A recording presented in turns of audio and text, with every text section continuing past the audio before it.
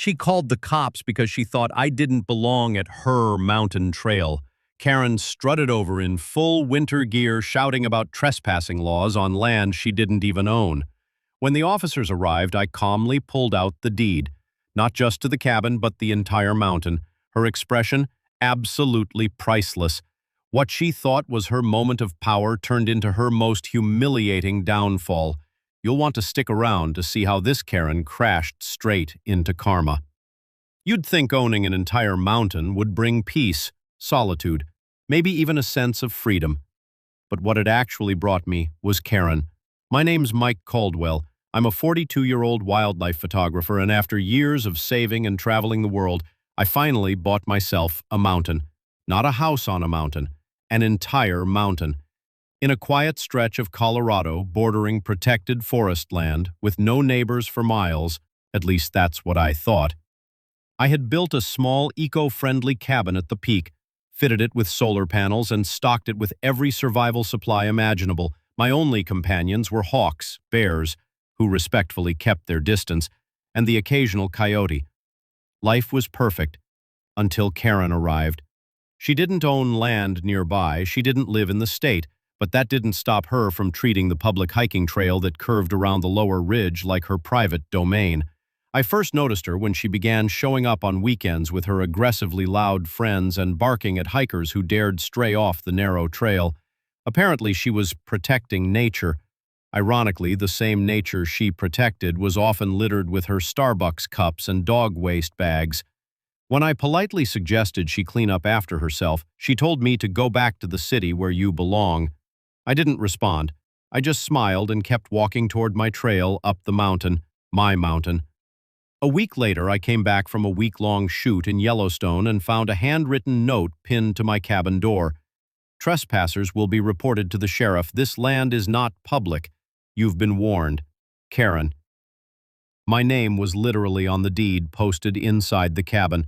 I ignored it until I started noticing footprints around my cabin. Then, the camera I had facing the rear entrance mysteriously vanished.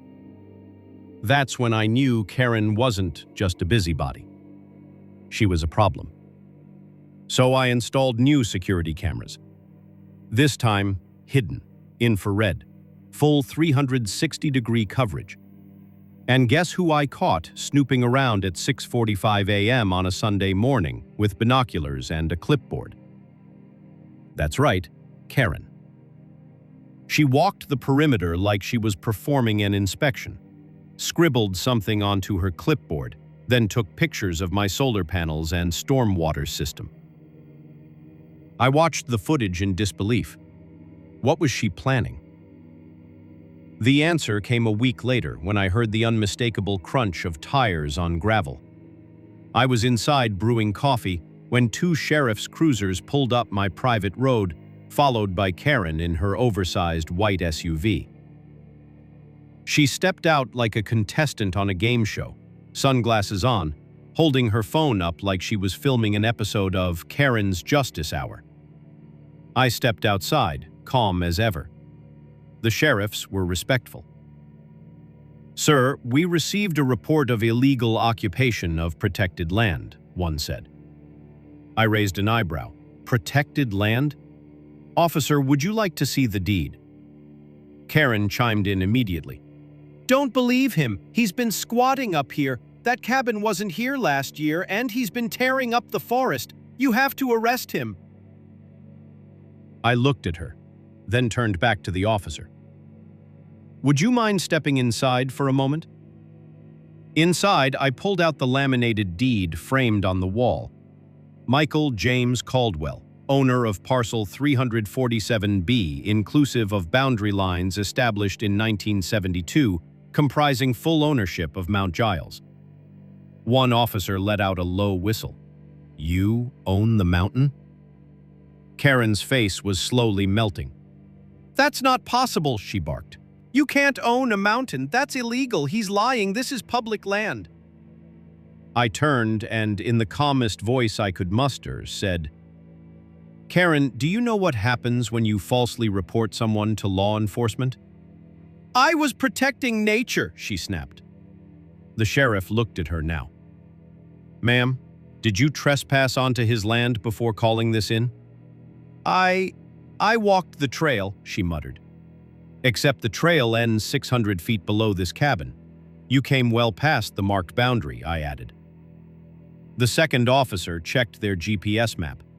He's right. This entire parcel is private land. Karen's face flushed beet red. She tried to save face. I didn't know. Someone told me it was public. I'm just trying to do the right thing. But the sheriff wasn't buying it. Ma'am, next time I suggest you don't go around accusing people before doing your research. And you certainly don't call the cops on a homeowner standing in his own front yard. Karen, humiliated, turned on her heel, marched to her car, and peeled out so hard she sprayed gravel at the deputies. They didn't even bother to stop her. I could tell they'd dealt with her before. But the story doesn't end there. A week later, I got a visit from the county inspector's office. Apparently, someone had filed a dozen anonymous complaints about my illegal septic system, noise pollution, and environmental destruction. I showed them my environmental certifications, my composting systems, even my wildlife monitoring log. The inspector left impressed. But I knew who filed the complaints, so I made a decision. Karen wanted to play games? Fine. I'd give her a show. I decided I was done playing defense. Karen wanted to fight, but I had something she didn't. Facts, patience, and complete ownership of a mountain. After the sheriff incident and the bogus complaints to the county, I spoke to my lawyer and filed a cease and desist order against Karen for harassment and trespassing. He laughed as he read the security footage, calling it the most literal definition of a Karen incident he'd ever seen. But I wasn't done. You see, owning an entire mountain comes with perks and responsibilities. I had intentionally designated a portion of the lower land as a wildlife rehabilitation zone, and I'd just received approval for a small public nature education center, which would also serve as a checkpoint to explain trail boundaries to hikers. I hadn't planned on opening it yet, but Karen inspired me to speed things up. I hired a small local crew to help build a rustic welcome post near the trailhead, maps, wildlife safety guides, and an enormous wooden sign that read, "Welcome to Mount Giles Private Mountain Property. Visitors on trail only. All off-trail activity recorded. Violators will be prosecuted under trespass laws." Right beneath it was a high-resolution still image from my security cam of Karen, trespassing, clipboard and all, blurred just enough to not be personally identifying. But anyone who knew her would recognize that power-walking stance and neon windbreaker. I placed 2 trail cameras beside the sign to monitor reactions. And oh, Karen came back. This time I watched the footage live. She showed up in full drama mode, marching up to the new sign like it was a personal insult. She stood there for a good 5 minutes, hands on her hips, reading every word. Then she looked up, noticed the cameras, and promptly flipped both middle fingers at them before storming off. Perfect. I compiled everything, her trespassing, her false reports, her behavior during the sheriff's visit, and handed it all over to my attorney. The harassment case was well underway. But then Karen made her biggest mistake. 2 weeks later, I was enjoying a quiet morning, photographing a rare red-tailed hawk, when I heard the sound of an engine where no engine should be. I peered through my binoculars and saw Karen in her SUV, driving up a restricted utility road that wound toward the backside of my cabin. She was on my mountain again, only this time, I was ready. I radioed the local ranger outpost. Yes, owning this land meant I was in close contact with them, and reported an active trespasser. They already had her name on file, and since this was now a repeat violation, law enforcement was dispatched immediately. I stayed back and watched from my high perch as 2 patrol vehicles boxed in her SUV halfway up the trail. She was forced to back down the narrow, bumpy road with officers guiding her.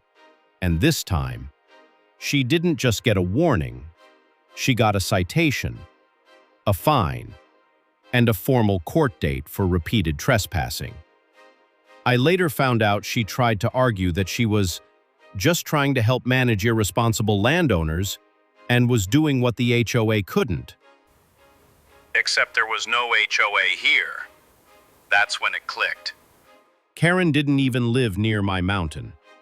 She wasn't a property owner in the area. She was a serial HOA queen who'd moved to a nearby town and couldn't stand the idea that someone might live in peace without her supervision. That week, I posted a short drone video of my mountain, the new trail post, and a calming message about respecting nature and property rights. It went semi-viral on a local outdoorsy YouTube page. Some of the comments? That sign is legendary. Wait, is that the same Karen who tried to fine kids for skateboarding? Imagine calling the cops on the guy who owns the mountain. And here's a good moment to say, if you've been enjoying these wild HOA and Karen encounters, don't forget to subscribe to the channel. It's free and it helps us share more unbelievable stories that are 100% based on real events. Now, here's where things wrapped up. Karen showed up to court in a beige power suit and a binder full of photos, which ironically only confirmed her trespassing. My lawyer presented video evidence, time-stamped GPS records, and even a wildlife impact study showing how my property was one of the most eco-friendly private lands in the county. The judge was not amused. Karen was ordered to pay a $5,000 fine, cover my legal fees, and was issued a formal restraining order from entering my property again. The judge even made a point to say, "Ownership comes with rights, Ms. Harrison. This isn't a community pool. You can't police someone's mountain." The look on Karen's face? Priceless. And just when I thought it couldn't get any better, I got a letter from the state's Outdoor Stewardship Board.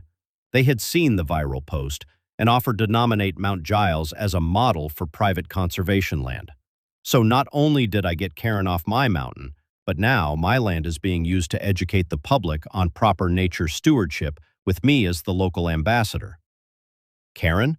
She's now banned from every trail entrance within 10 miles of the mountain, courtesy of multiple complaints from hikers, not just me. Some people move to the mountains for peace and quiet. I found that, yes, but I also found that sometimes peace must be earned, and sometimes you have to out Karen the Karen.